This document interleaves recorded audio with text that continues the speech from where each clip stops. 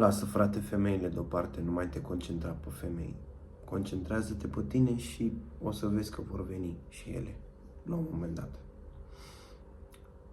Este probabil cea mai mare misconcepție când vine vorba de fete. Să vă spun și de ce. Într-un fel, nu că într-un fel, de fapt este adevărat. Doar că mulți dintre voi nu înțelegeți ce înseamnă să te concentrezi pe tine cu adevărat. Să te concentrezi pe tine nu înseamnă să lași totul deoparte și să, nu știu, probabil pentru mulți dintre voi să te concentrezi pe tine înseamnă să faci bani. Doar atât, gen. Sau doar să faci sală. Tu-ul tău, tu ăla din viitor, are doar masă musculară crescută sau doar foarte mulți bani? Gândește-te foarte, foarte, foarte bine ce înseamnă acest tu din viitor. Probabil că o să sune foarte profund ce spun eu acum, dar acum depinde foarte, foarte, foarte mult cum vă vizualizați voi, pe voi, în viitor. Și dacă voi în viitor, versiunea voastră mai bună din viitor, se pricepe mai bine la fete, comunică mai mult cu fetele și are abundență pe planul ăsta, atunci trebuie să puneți un semn de întrebare. Acum, nu zic să nu faceți bani sau nu zic să nu vă țineți de sală și așa mai departe, dar e mai complicat de atât. Adică sunt mult mai multe alte planuri mai importante pentru a te dezvolta pe tine. Cum ar fi comunicarea, cum ar fi credința, cum ar fi familia, să știi să comunici mai bine cu familia, să știi să, nu știu, habar n-am, să fii un prieten mai bun, să fii un frate mai bun. Contează foarte, foarte mult chestiile astea. Nu e doar despre bani sau despre sală, da? Deci nu confundați concentrează-te pe tine al meu cu concentrează-te pe tine al tău. Sper că are sens ce spun. Niciodată nu m-am priceput atât de mult la explicat. Dar vreau să devin mai bun la chestia asta. Pentru că persoana mea din viitor e mai bună decât mine la chestia asta. Înțelegeți ce vreau să spun? Bun. Voi trebuie să aveți un plan. Fie că vorbim despre bani, fie că vorbim despre fitness, fie că vorbim despre fete, fie că vorbim despre comunicarea voastră mai bună. Nu doar să spuneți, lasă frate că eu mă concentrez pe mine și lasă că vor veni. Vor veni, doar că nu vor veni fetele alea pe care tu le vrei. Pentru că fetele alea pe care tu le vrei nu sunt atrase încă de versiunea ta. Adică o să atragi doar fete atrase de versiunea ta. Și s-ar putea ca tu, acum din prezent, să nu le placi prea mult. Vei vedea că dacă ești puțin de tot atent la ce spun eu, o să înțelegi. Bun. Să zicem că în momentul de față nu ai bani și nu ai nici corpul pe care ți-l dorești. Tu nu ești un caz pierdut acum, dar nu trebuie să te gândești, mamă, nu o să am nicio gagică cu tare, trebuie să mă concentrez pe mine, acum trebuie să trag tare, să fac bani și așa mai departe. Tu ar trebui să realizezi în primul rând punctul în care ești, e cel mai important să realizezi în punctul în care ești și să realizezi că poți să controlezi absolut tot ce poți să controlezi. Mai exact, poți să controlezi felul cum arăți, clar, 100%. Poți să controlezi situația ta materială, 100%. Poți să controlezi comunicarea, 100%. Poți să te controlezi pe tine și acțiunile tale, că de-aia ești bărbat, că prin asta te diferențiezi de o femeie, că ai control în emoțiile tale, poți. Bun. Ar trebui să te simți mai bine acum, că poți să controlezi treaba asta. Bun. Următorul pas este acela de a avea un plan. Vă dau exemplu pe mine, da? Eu, v-am mai spus și în clipul anterior, am fost la 43 de kg la 17 ani. La 16 ani, de fapt. Bun. Eu din prima secundă am știut că trebuie să fac ceva cu corpul meu. Nu să mă aștept din cer că mamă o să fie bine. Nu. Ce am făcut? Am căutat pe YouTube informații. Pur și simplu am scris cum să ai masă musculară sau cum să crește masă musculară. Efectiv, asta a fost prima mea căutare. Și am stat și am cules informații de-a lungul anilor, de vreo 9 ani și acum învăț câte ceva pe partea asta de fitness și am pus în aplicare. Am avut răbdare și m-am îndrăgostit de proces. Cam asta a fost. Și nu numai pe partea de fitness, și pe partea de imagine. Trebuie să aveți o privire foarte, foarte obiectivă. Trebuie să vă vedeți pe voi ca un caracter dintr-un joc, adică să vă vedeți un pic de tot din exterior. Asta e puterea voastră a bărbaților, să gândiți logic, practic.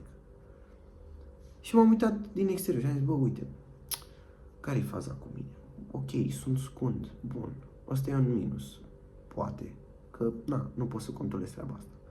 Dar, în schimb, pot să controlez felul cum arăt. Ce înseamnă asta? Pot să mă antrenez, ok, o să arăt mai bine, o să am masă musculară, o să stea hainele mai bine pe mine. Ce mai pot să fac? Pot să-mi aleg hainele care mă pun în valoare mai bine. Bun, am început frumos, m-am inspirat, m-am alea, am stat. Eu, practic, la mine a fost și chestia asta, că de când eram mic, am fost pasionat de haine. Deci nu se pune partea asta cu hainele, că așa m-am născut, practic. Bun. Părul mă avantajează oare? Adică e cea mai bună freză pe care o am. Și am stat și am început și am testat frizuri și am testat cum să mă tund în părți mai bine, cum să îmi fac freza mai bine, produsele pe care trebuie să le folosesc pentru păr și așa mai departe. De asemenea, m-am uitat la mine, am zis, bă, uite cum am fața puțin rotundă. Cum ar trebui să procedez? Păi, ăștia care au mai mult succes la fete și așa mai departe, au maxilarele mai proeminente. Deci ce înseamnă asta? Că trebuie să fiu un pic de tot mai definit. Bun, am slăbit câteva procente. Mi-am scos maxilarele mai mult în evidență. Iarăși, barba te face mai atractiv. Eu nu aveam atunci nici puf, aveam creșterea mustața. Și asta până la vreo 21-22 de ani. Bun, ce am făcut? Am început, mi-am lăsat părul să crească pe față, frumos, am folosit tot ce trebuie să-mi crească părul. Aveți clip despre treaba asta la mine pe profil. Iarăși, cum ar fi o persoană a mea din viitor mai bună? Bun, mai comunicativ, că eram prea rușinos, nici nu ieșeam din bancă. Ce am făcut? Am început să fac acțiuni care mă fac mai puternic pe vorbă. Adică, m-am băgat în seamă cu persoane necunoscute foarte multe. Am început să filmez ce fac eu acum. Asta m-a ajutat pe mine foarte, foarte, foarte mult. Iarăși, ce m-ar ajuta pe mine? Ce m-ar ajuta mai mult pe mine? Păi, un cer de prieteni. Pentru că ăla se știe cu ăla, care se știe cu aia, care se știe... Ați înțeles voi. Deci trebuie să vă analizați foarte, foarte, foarte atent și să începeți să controlați toate lucrurile pe care le puteți controla. Și pe partea asta cu fetele la fel. Voi arătați, o să ajungeți, credeți-mă că dacă mă urmăriți pe mine, clar știu că sunteți niște persoane care vor să devină mai bune. Și dacă mă ascultați, scopul meu este ca măcar o persoană sau două să pună în aplicare, da? Tot ce spun eu. Bun. Și asta cu postatul pe Instagram. Voi degeaba arătați bine, că o să ajungeți să arătați bine, o să fiți top, o să știți să vorbiți forță, forță, forță. Marea majoritatea fetelor stau pe Instagram și voi nu sunteți acolo. Adică aveți profile de-astea, gen cu pozele altcuiva la profil, nu știu, aveți poze cu anime-uri sau mai știu eu ce. Nu o să vă știe, nu o să vă cunoască pe voi. Și voi acum puteți să ziceți, da, mă, dar eu nu sunt cu Instagram și așa mai departe. Da, practic, Instagram e cartea ta de vizită, e marketingul la persoana ta mai bună. Deci nu trebuie să lăsați deoparte partea asta cu online-ul, pentru că acolo aveți și volum și puteți să vă mișcați mai repede.